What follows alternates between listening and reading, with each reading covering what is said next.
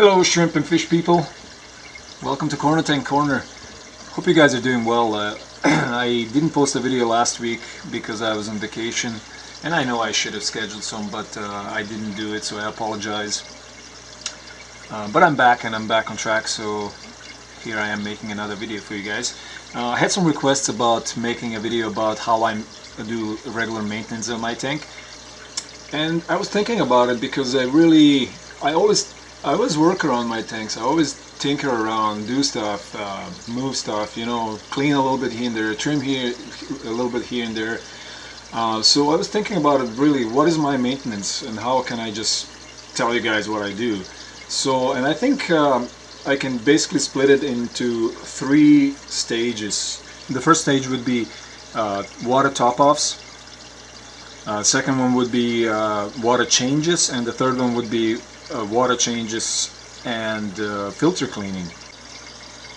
But before I start, I want to take a minute and thank Mark. He's got a channel called Mark's Shrimp Tanks, and he's such a wonderful person. I mean, he's done 2 videos in the last 2 weeks about shoutouts and pay it forward, mentioning channels that have hard time gaining subscribers.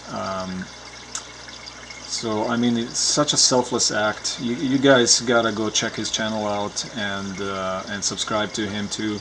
His channel is excellent. He's got tons of videos, tons of tips. He's got great knowledge about breeding shrimps. And so please go check him out, subscribe to him as well, and you're not going to be sorry, I promise you that. His channel is great. I follow him from day one when he started, and yeah, he's got over 1,000 subscribers right now, so congratulations for that, Mark, as well. Check him out. As I said, I will leave the link in the description, so please just click on it, go to his channel, and support him as well. Thank you, Mark. Alright, so let's talk about stage 1 of my maintenance. As I mentioned earlier, stage 1 was water top-offs. For this stage of maintenance, I use RO water.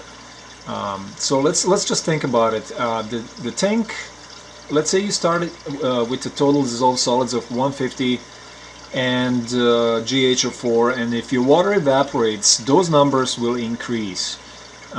That does not evaporate, only water will evaporate. So let's say you started with 150, your water as it evaporates will go down to, or up to 160 TDS.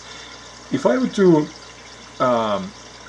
add more mineralized water, I would just increase that even more. So what I do to avoid that, I actually just add in reverse osmosis water, because that has 0 of everything, like 0 TDS, 0 GH, and it will basically dilute the water in the tank and bring it back to the parameters that I want.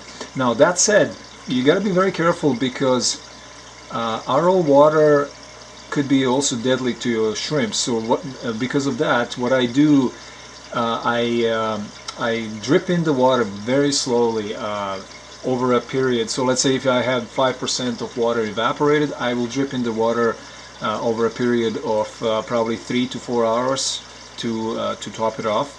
And I usually place the place where I drip the water in, I place it in an area where there's more water flow, so that it mixes faster. The reason why I mentioned that is because I mentioned Mark from Mark's Shrimp Tanks earlier. He's done some testing on that, and he had some bad experience by adding, by topping off RO water into his tank. So go check his channel out, see what he has to say about that, and yeah, he's a great guy, so I trust him. I still use RO water, but I drip it in very slowly. I don't want to shock the shrimps. So yeah. So that's my stage 1, topping off RO water into my tank. Remember, very slowly. Stage 2 of my maintenance would be water changes. Again, the water will evaporate. Or just let's go back for a second to the RO water top-offs. I do that once a week, right? So I will, let's say my tank is starting and everything's working. I will next week I will top off the water. Now from that point, the next week I will, so every second week I will do water changes. I don't do it every week. So every second week I do water changes, and usually about 10 to 15%. I will siphon out water. So let's say this is the top of the water. I will take about that much up to there. I will take that water out and add fresh remineralized water at this point. I use products such as the, I hope you can see that. That's from Salty Shrimp. What is it called? B Shrimp Mineral GH Plus. This one doesn't have any KH. So this is used for like Caridina shrimps, like crystal shrimps, Taiwan bees and such. And I also add another product because, and this is something you guys have to memorize. I mean, this is something part of the maintenance where learn how much of this stuff you do. So when you actually add this to your water, you do it every time, and your water is going to be consistent every time, and that's what shrimps love. So you don't have to, I don't even have to measure what my parameters are, because I know exactly how much I put in a pail of, 20 liters, 5 gallons. So I said I add this stuff, and I make my, so as I mentioned, in a pail of 5 gallon, I think, 20 liters, I will make I will add half a spoon that's supplied with this, and that'll give me a GH of 3 and a TDS of 50. Next, I will add this little thing. This is just trace elements. I think that's what it is. Trace elements or minerals, trace minerals.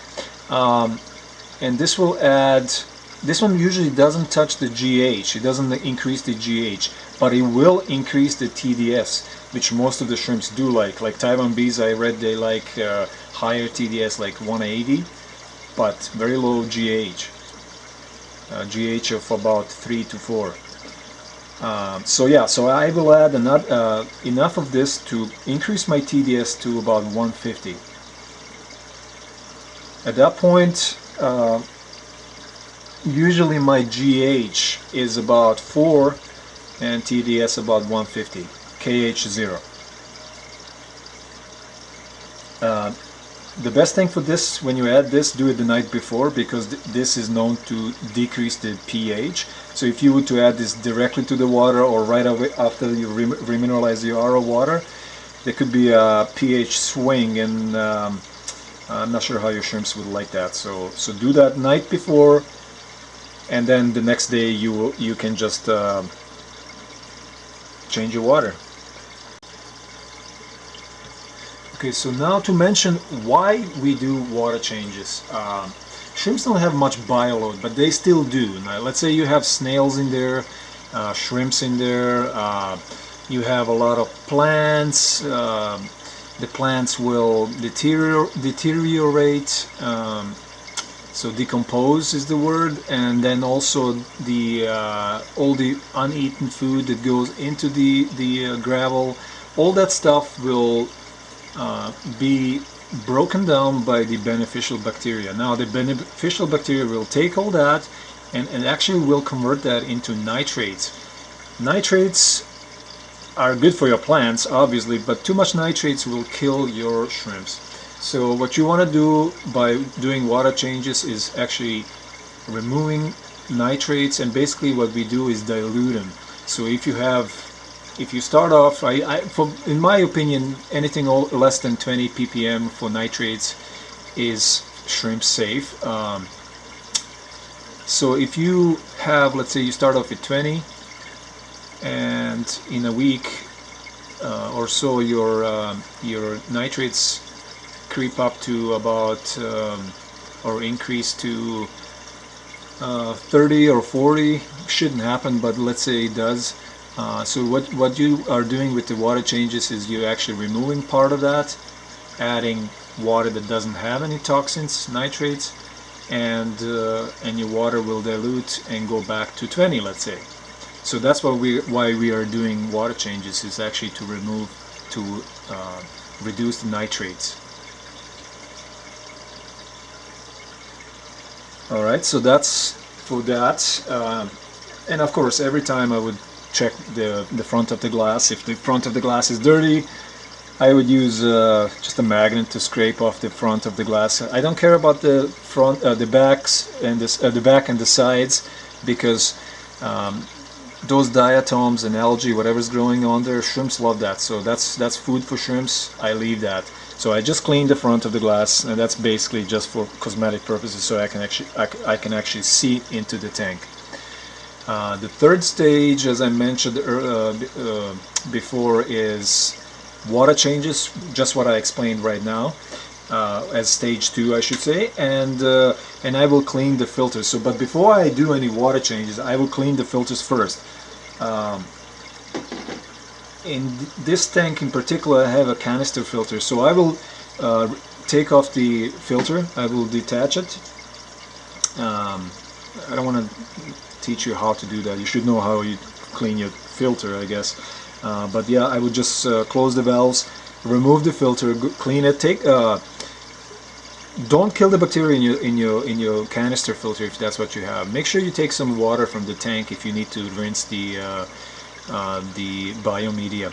So I will take a little water from just a little bit, right? You don't need much to rinse it, and then clean the sponge in the canister filter, or if there's just an air sponge filter, just clean one at a time. Like if you have a dual sponge, clean one at a time. You don't want to clean it too much because you still want the bacteria to be inside.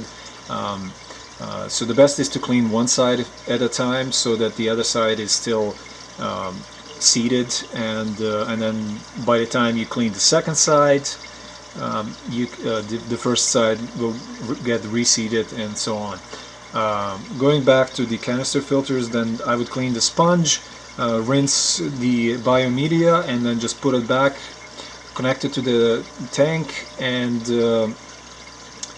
then I would do the water change before I start the canister filter, and top it off. So I would remove, as I said, that much water, top off with remineralized water at that point, and that's it. That's the third stage. It's really not much that I do. If there's plants that are overgrown in there, I will remove some, so that the light can penetrate to the bottom of the to the bottom plants. Obviously, pick up some stuff that fell down, like this thermometer. Yeah, so basically that's what I do for maintenance. Other than that, I don't clean the gravel. For that purpose, I have Malaysian trumpet snails. They will dig through and eat any food that fell through. Yeah, so that's pretty much it. I don't know what else to say. If there's any eaten leaves that are just skeletons, I will remove those. Just the regular maintenance, nothing crazy.